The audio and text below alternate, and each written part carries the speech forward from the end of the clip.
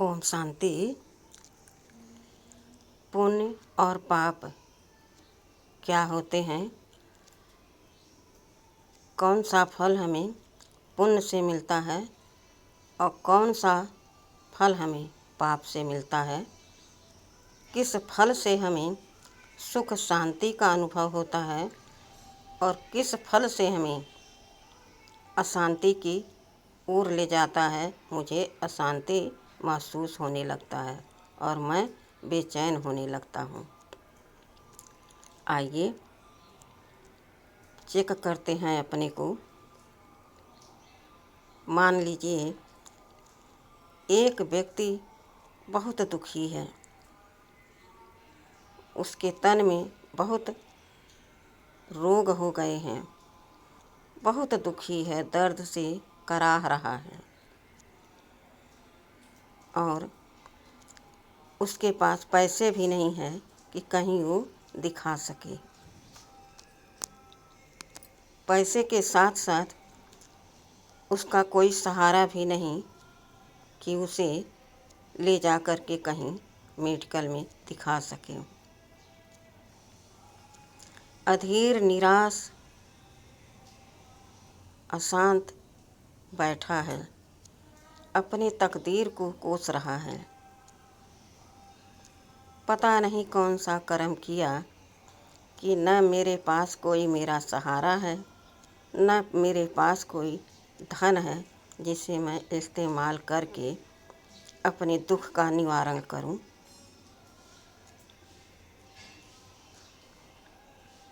दूसरी ओर एक व्यक्ति इतना खुश, इतना संतुष्ट, खुशी में मगन, आनंद, प्रेम में झूम रहा है। क्या खाएगा, क्या पहनेगा, किस पर सोएगा, इसका उसको अब प्रभाव सताने लगा। क्यों? उसके पुण्य कर्म आज वृक्ष के रूप में बड़े हो गए हैं और उसे स्थूल धन, ज्ञान धन, स्वस्थ शरीर, नाते रिश्तेदार सब भरपूर, तो हर तरफ से खुशियाँ भी भरपूर हैं। अब उसको लोग सोचते हैं, अरे भाई वह तो राजा हैं, धनवान हैं, वो क्या खाएंगे और किस पर सोएंगे, क्या पहनेंगे, इसकी तुलना हम लोग कैसे कर सकते हैं? वह अच्छा से अच्छा खाता, खाना, अच्छा से अच्छा कपड़ा पहनता और अच्छा से अच्छा बिस्तर पर सोता। लेकिन समय बलवान कि मनुष्य, तो कहा गया है, बड़े बूढ़े बुजुर्ग लोग इस बात के अनुभवी थे। वो कहते थे समय बलवान है। कैसे? जब पुण्य कमाया तो आज वह वृक्ष बड़ा हो गया, अर्थात उसका ब्याज हमको बहुत ज़्यादा मिलने लगा और मैं उस धन को खूब खुशी से, फ्राक दिल से खर्च कर रहा हूँ। लेकिन यह भूल गया कि यह रखा हुआ धन है। इस धन को हम कितने दिन खर्च करते रहते हैं और कब तक चलता रहेगा ये? लेकिन अहंकार आ गया, मेरे जैसा धनी कोई नहीं। आखिर में रखा हुआ धन तो एक दिन खत्म होगा ही, चाहे तिनका तिनका खर्च करो। कहा गया है, बूंद बूंद से घड़ा भर जाता है और तिल तिल भर किसी चीज़ को उठाकर इस्तेमाल करो, रखी हुई चीज़ को, तो वह एक दिन ख़त्म हो जाता है।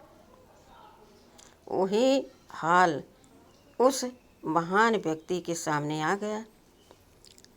आखिर एक दिन वह समय आया कि जब इनकी जमा पूंजी खत्म हो गई, पुण्य के खाते खाली हो गए और यह कंगाल होने शुरू हो गए। उसके साथ साथ दुख भी होने लगा।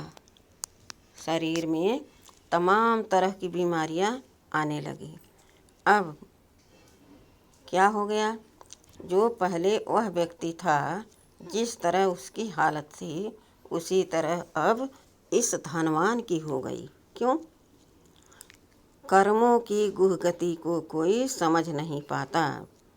धन न हो तो रोते हैं, मैं बहुत गरीब हूँ, मेरे पास कुछ भी नहीं है। और धन हो तो दूसरों को अपने बराबर समझते ही नहीं। धन है तो संयम से खर्च करते ही नहीं। मैं बहुत धनवान हूँ, मैं ऐसा पहनता हूँ, ऐसा खाता हूँ, मेरे जैसा कहाँ कोई रहता है। यह सब क्या बन जा रहे हैं? सूक्ष्म विकर्म बनते जा रहे हैं और अहंकार से अपना मन भरता जा रहा। आगे की कोई सुध नहीं कि जब मैं बैठ के खा रहा हूँ तो कमाई नहीं कर रहा हूँ, तो मेरा खर्चा आगे कैसे चलेगा? और उसके साथ साथ किसी को मैंने उस धन से जरा सा भी दान नहीं किया। उसके साथ साथ किसी को मैंने अपने बराबर नहीं समझा। मेरे जैसा धनवान तो पूरे गांव में कोई नहीं है। अब क्या हुआ? न उनसे और दूसरे से कोई स्नेह है दिल का। बाहर तो सभी दिखाते हैं, मगर दिल का स्नेह किसी से नहीं। क्यों? धनवान हो गए तो धन को ही स्नेह करने लगे, उसकी ही महिमा करने लगे। धन ने कहा, मैं ठहरने वाला नहीं हूँ, तुम मेरी महिमा व्यर्थ करते हो। उसने बार बार आगाह किया। जब जब ये उसे उठाने जाते खर्च करने के लिए, वह धन इनको संकेत करता, लेकिन ये पत्थर बुद्धि समझ ही नहीं पाए। आखिर एक दिन वह धन इनका साथ छोड़ दिया और किसके तरह हो गए? जो पहले गरीब, दुखी, अशांत थे, उनसे बदतर इनका जीवन हो गया। अब क्या करेंगे? जब कुछ किया ही नहीं जीवन भर, तो अब अंत में क्या मिलेगा? इसीलिए कहा गया है कि बराबर बैलेंस रखो, कमाने का, खाने का और दान करने का। बड़े बुजुर्ग कहते थे, भाई ज़्यादा नहीं, हम गृहस्थ में हैं, लेकिन 10वां हिस्सा दान करने के लिए रोज़ निकालते जाओ। जब कोई हमारे दरवाजे पर आए तो उसको खाली हाथ मत भेजना। और उसके साथ साथ जो भी दान करना, खुशी से करना, दिल से करना। यह नहीं कि दरवाजे पर आकर के खड़े हुए, अब कुछ करना ही पड़ेगा। तो तुम्हारे मैल, तुम्हारे अंतर आत्मा में मैल लग गया, धूल लग गई, कितनी सी? हल्की सी। इस तरह से करते करते इतना अहंकार हो गया कि अंत में भिखारी बन गए, दुखियारी बन गए। अब कौन याद आता? हे भगवान, हे प्रभु, मेरे दुख दूर करो, मेरी भी लाज रखो, थोड़ी मेरी भी मदद करो। इस तरह से भगवान को ढूंढने लगे। भगवान भी अपने कर्मों में बांधा हुआ है। तुम घड़ी घड़ी विकर्म करो और घड़ी घड़ी पुकारो तो भगवान क्या करेंगे? किसी के कर्म में कोई भी दूसरा जीवात्मा हस्तक्षेप नहीं कर सकता। यानी स्थूल धन से मदद कर दिया, तन से मदद कर दिया, लेकिन उसको विवेक को कोई जगा नहीं सकता जब तक वो खुद न चेते न जागे।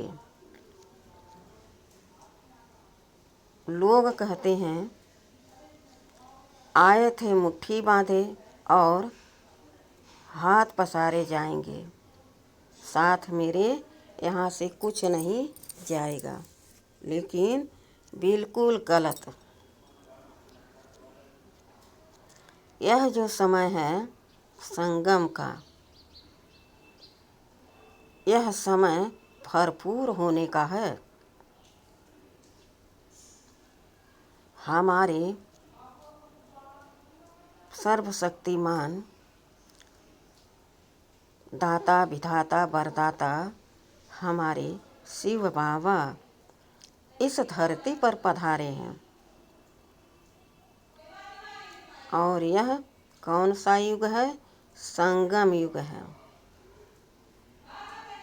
दान देने का, दान लेने का, सुख देने का, सुख देने का, दुआएं देने का, दुआएं लेने का, मगर किसी को दुख देने का पार्ट इस समय नहीं है।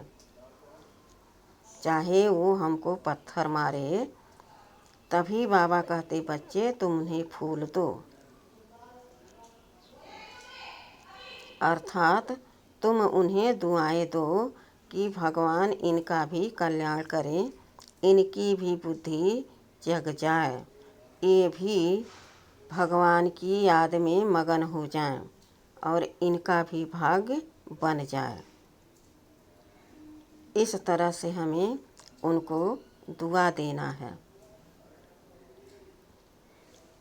जिस तरह से हम किसी को अपशब्द बोलते हैं, गलत निगाहों से देखते हैं, बुरे संकल्प करते हैं, तो हमारे चेहरे से समझ में आता है जरूर इनके मन में कुछ चल रहा है।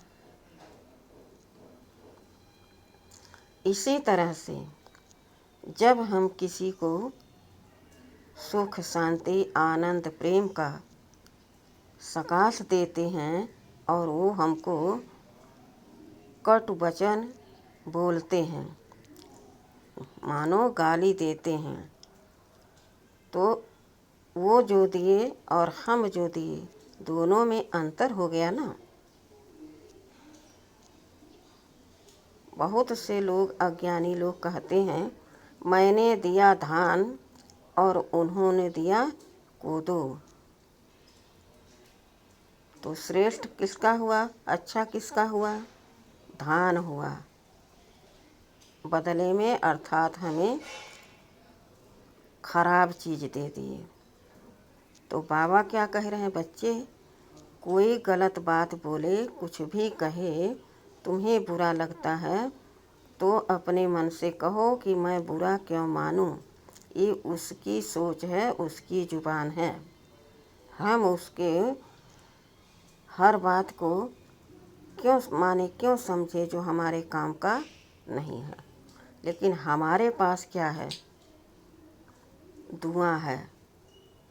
दुआएं दो, दुआएं लो। बाबा कहते बच्चे कोई पत्थर मारे तो तुम उसे दुआ के रूप में फूल दो,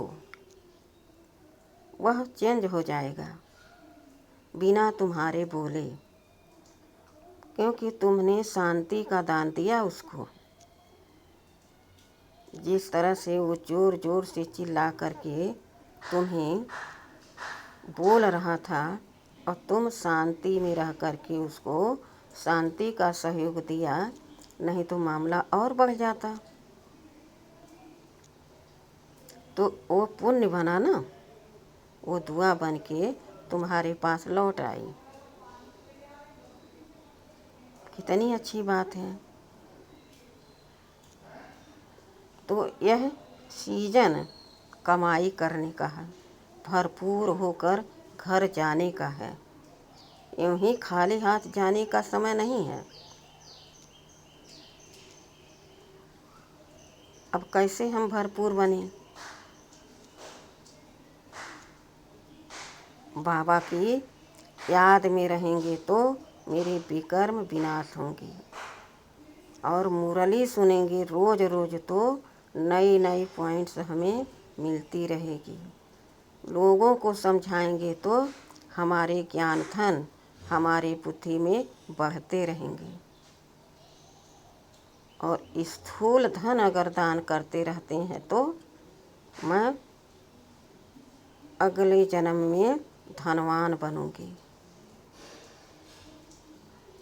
इस तरह से हमें दान करना है और अपने मन बुद्धि में पुण्य का खाता, दुआओं का खाता जमा करना है। पुण्य अलग है और दुआ अलग है। कोई मैं शुभ कार्य करती हूँ तो उसे क्या कहते हैं? पुण्य कर्म किया, धर्म किया, धर्मात्मा है। और दुआ किसे कहते हैं? कोई मुझे गाली दे रहा था या कोई दुख में है तो उसकी हमने मदद की और उसको सुकून मिला तो उसने हमें कहा सुखी रहो। यह क्या हुआ? दुआ हुआ। और पुण्य, जितना हम दान करेंगे तो वो मेरे पुण्य बनते जाएंगे। जितना हम किसी से प्रेम करेंगे तो मुझे पुण्य की प्राप्ति होती जाएगी। लेकिन ध्यान रहे, किसी मनुष्य आत्मा से प्रेम करने पर पुण्य नहीं बनता। अभी आगे बताया कि बाबा की याद से मेरे विकर्म विनाश होंगे। एक बाबा है, उससे हम अटूट प्यार करें तो मेरे बाबा क्या करेंगे? मेरी झोली भर देंगे प्यार से, दुआओं से, पुण्य से। कितनी बड़ी कमाई है। यहाँ इतना जब भरपूर हम होकर जाएंगे तो अपने घर में विश्राम करने के बाद व्यक्ति फिर जाता है ना परदेश कमाने, या पास में ही कहीं कमाने, या घर में ही कुछ कमाने की जरिया बनाता है, लेकिन कमाई शुरू करता है ना। लेकिन हम इतना भरपूर होके जाएंगे कि अगले जन्म में तो क्या 21 जन्म मैं बैठे बैठे खाऊंगी। लेकिन फिर वही बात आ गई कि जब रखा हुआ धन हर रोज़ खर्च होगा तो भला ख़त्म क्यों नहीं होगा। ऐसे ही कुछ हमारे साथ है। हम इतना भरपूर हो जाते कि 21 जन्म बैठे बैठे खाते हैं, लेकिन धीरे धीरे वह धन भी ख़त्म होने लगता है। मेरे पुण्य भी धीरे धीरे ख़त्म होने लगते हैं और धीरे धीरे ही जू मिसल, ऐसा नहीं कि एकदम चटाक से कोई काम गलत हो गया, मुझे धक्का लग गया, नहीं। धीरे धीरे यूं ही सब कुछ ख़त्म होते जाते। मानो मैं कंगाल हो गया, मेरा कोई सहारा ही नहीं है। मैं अशांत रहने लगा, उदास रहने लगा और सहारा ढूंढने लगा।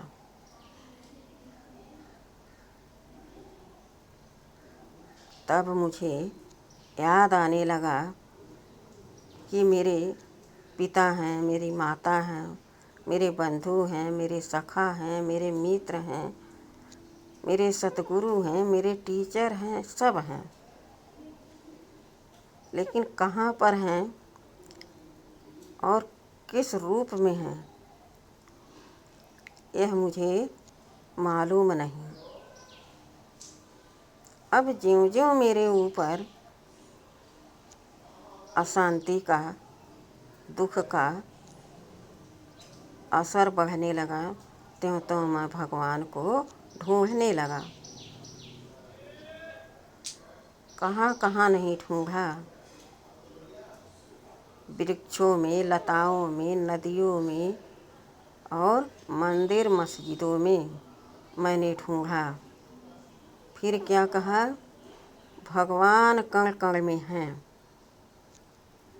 आगे बढ़ते गए, बोले भगवान सर्वव्यापी हैं, कुत्ते में भी हैं तो बिल्ली में भी हैं, अर्थात भगवान जानवर भी बनते हैं। दिखाया गया ना नरसिंह अवतार। अब भगवान को इतनी गरज क्यों पड़ी है कि तुम हर एक उनकी संतान हो और तुम लोग घड़ी घड़ी अशांति फैलाओ और वो घड़ी घड़ी आकर के तुम सबको सचेत करें कि नहीं, लड़ाई नहीं करो, नहीं तो इस तरह से तुम्हें हम पाप कर्मों का दंड देंगे। जैसे कि नरसिंह अवतार लेकर के और दिखाया कि चीर दिया, फाड़ दिया, खंभे का एक गांठ फूटा, दूसरा गांठ फूटा, तीसरा गांठ फूटा और सातवां गांठ में भगवान विष्णु दिखाई दे दिए। इतना भगवान को क्या पड़ी है।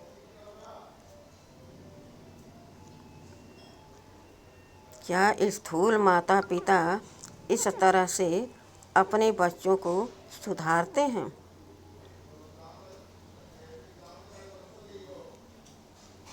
भगवान को कहते हैं सूकर बने, कूकर बने, कितनी गलानी कर दिए।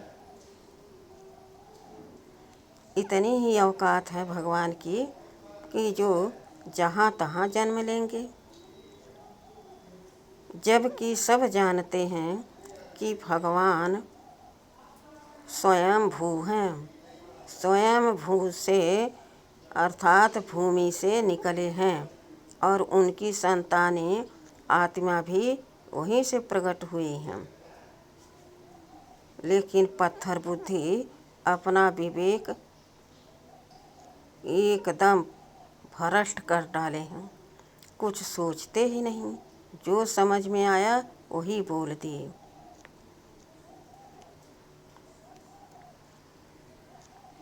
अब सोचो, ऐसे हालत में इंसान क्या कमाई करेगा पुण्य का।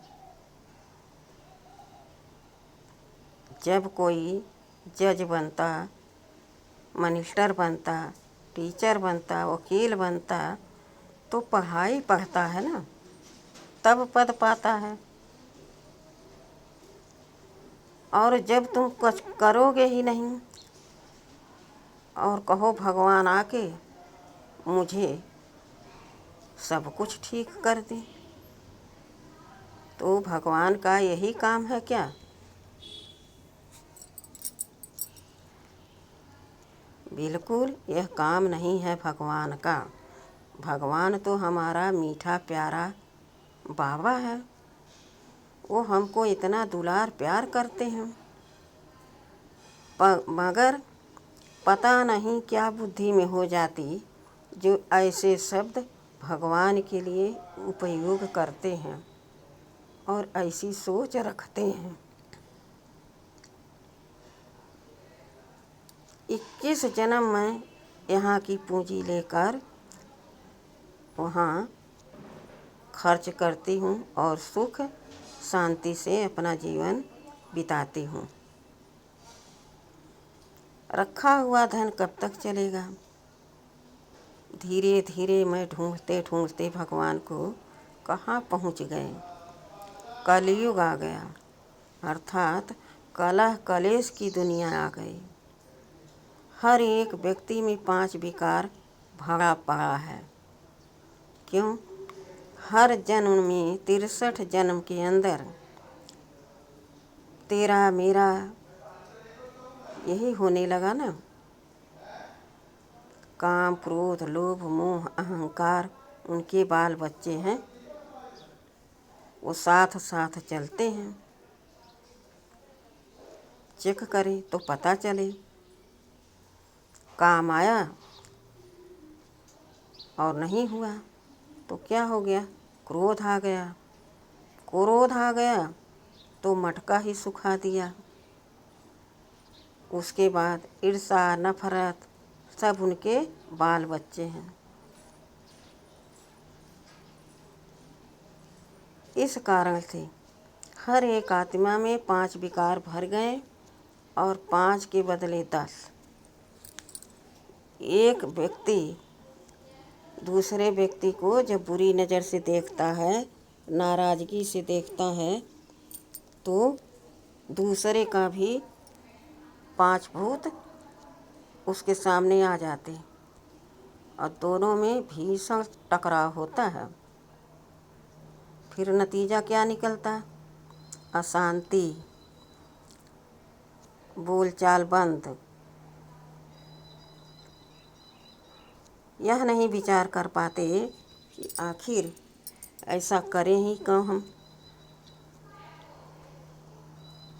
यह इसलिए करते हैं कि कोई उनका मालिक नहीं होता। जब तक माता पिता के सम्मुख बच्चे रहते हैं तब तक घर बहुत अच्छा रहता है, और जैसे माता पिता नहीं रहे तो क्या करते हैं बाल बच्चे? बाँट बंटवारा, मेरा तेरा, ईर्ष्या, नफरत, यही चलता रहता है पीढ़ी दर पीढ़ी। अब संगम युग आया है। सारे झमेले छोड़ करके हमें, सारे रिश्तों को ताक पर रख करके हमें अपने मीठे प्यारे पिता से ही संबंध जोड़ने हैं। सुख के सागर हैं तो सुख हम दर दर भटक भटक के मांगते थे 63 जन्म। अब तो समझ में आ गया कि हमारा वह मीठा प्यारा पिता आ गया है, मैं अब क्यों भटकूं।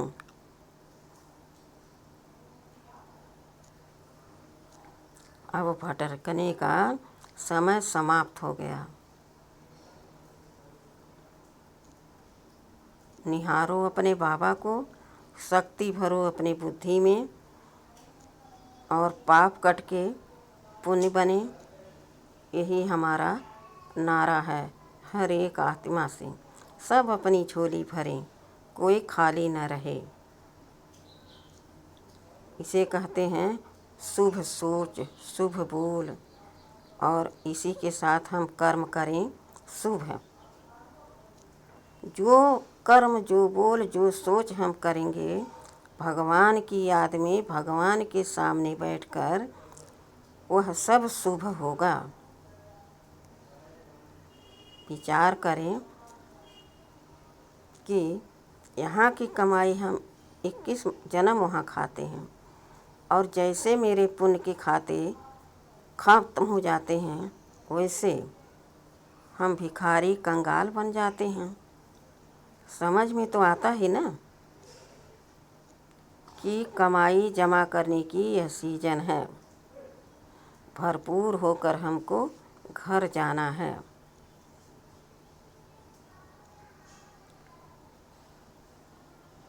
सब आपस में भाई भाई हैं, सबको सहयोग देना है।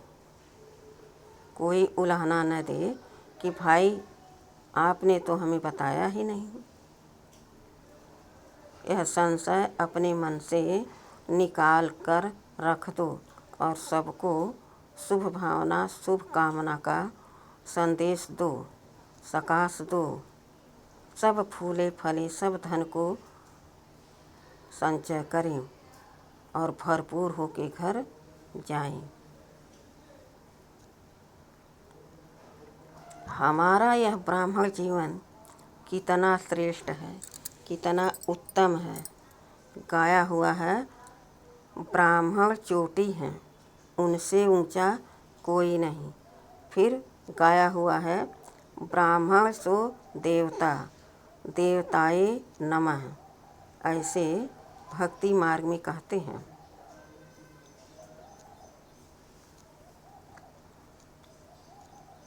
अब प्यार की बात आती है, रिश्ते की बात आती है। जो प्यार और हर रिश्ते का खुशबू हमारे बाबा से निकल के आती है हम में, वह क्या 63 जन्मों में हमें मिलती है? कभी नहीं मिल सकता सिवा बाबा के। सतयुग में भी नहीं मिल सकता। वहाँ तो यहाँ की ही हर तरह की कमाई की हुई पूंजी मेरे पास रहती है, तो मैं खुश भी हूँ, शांत भी हूँ, आनंदित हूँ, प्रेम से भरपूर हूँ, शक्तियों से भरपूर हूँ, शांत स्वरूप हूँ। और मुझे यह भी याद है वहाँ पर कि मैं आत्मा हूँ और सभी मेरे भाई हैं। इसके सिवा वहाँ कोई और रिश्ता नहीं।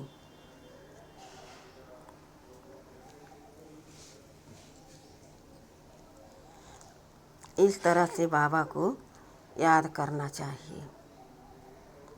झरमुई झगमुई में अपना समय बर्बाद नहीं करना चाहिए। किसी की बात सुनने के लिए टाइम वेस्ट नहीं करना चाहिए जिसमें हमें कोई कमाई न हो, कोई खुशी न हो, कोई लाभ न हो। तो ऐसे ही यूं ही समय गंवाने का क्या फ़ायदा। अभी हम कमाई करेंगे, सोचो, फरिश्ता बनेंगे। एक सेकंड में इस तन से न्यारी हो जाओ। भरपूर होना है ना, तो भरपूर पुण्य और दुआएं कैसे बनेंगी? एक सेकंड में मैं आत्मा इस तन से निकल जा रही हूँ आकाश की ओर। इस हाड़ मांस के पुतले के तन से डिटैच हो गया और इससे मैं उपराम हो गया।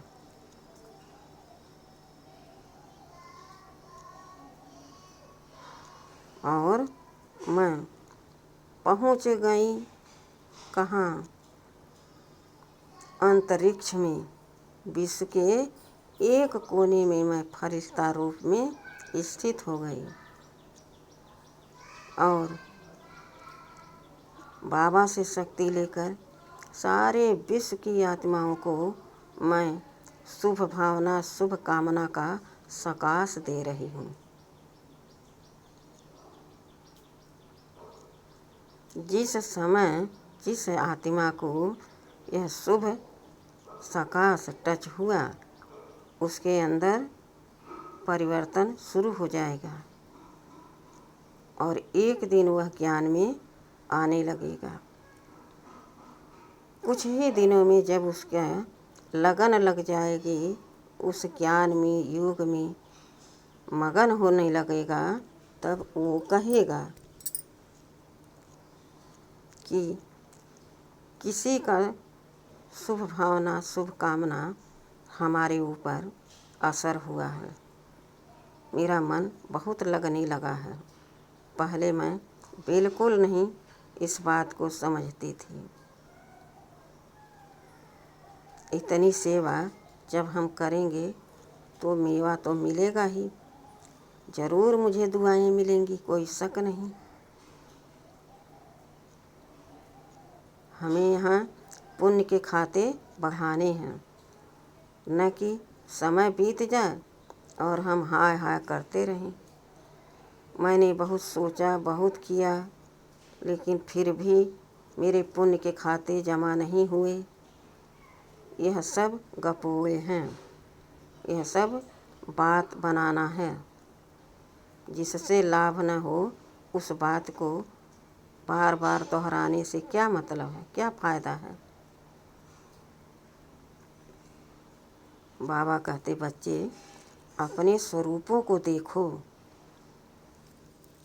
मैं तुम्हें फिर से याद दिलाने आया हूँ।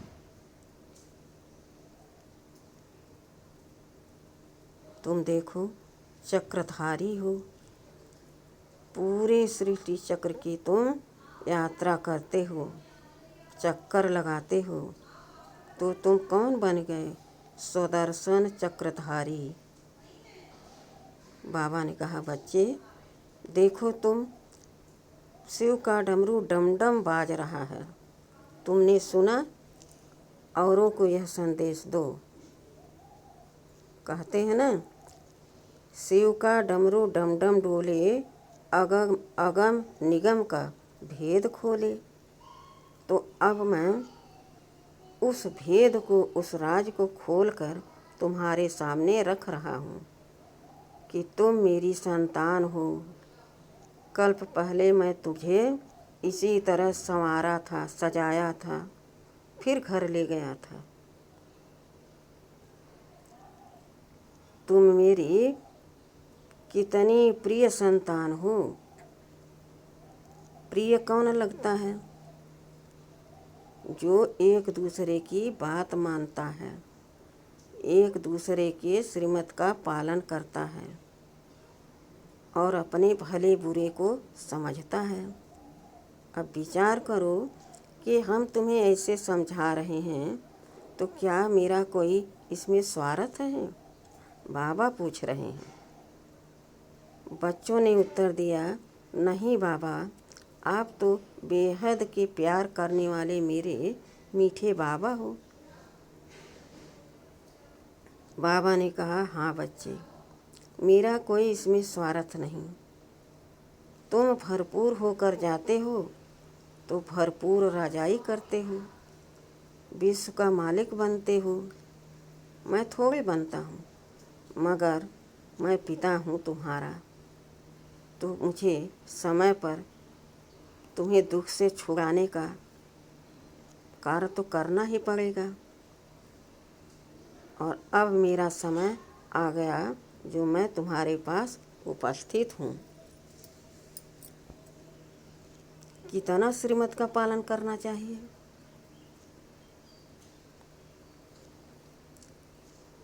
बाबा ने कहा, बच्चे मेरी एक ही आस है, मेरे सारे बच्चे राजा बच्चे हैं और राजा बने।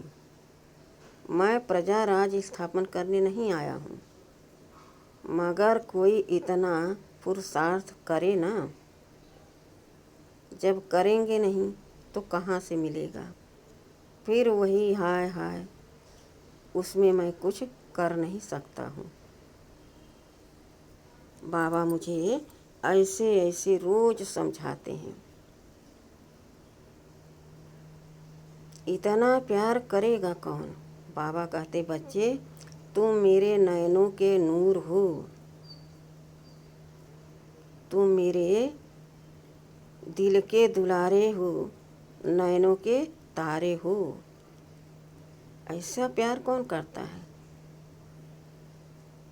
स्थूल में माता पिता घड़ी घड़ी करते हैं, लेकिन भगवान हमको हर क्षण करते हैं।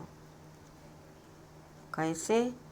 हर क्षण हम बाबा को जब याद करते हैं तो रिटर्न में हमें यही जवाब मिलता है कि तुम मेरे बहुत श्रीमत पर चलने वाले, बहुत मुझे प्यार करने वाले मेरे सगे बच्चे हो।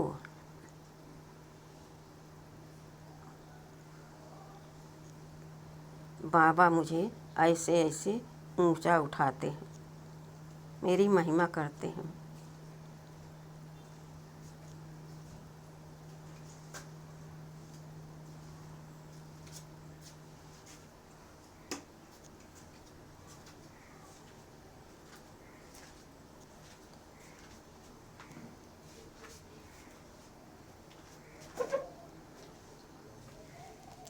ओम शांति।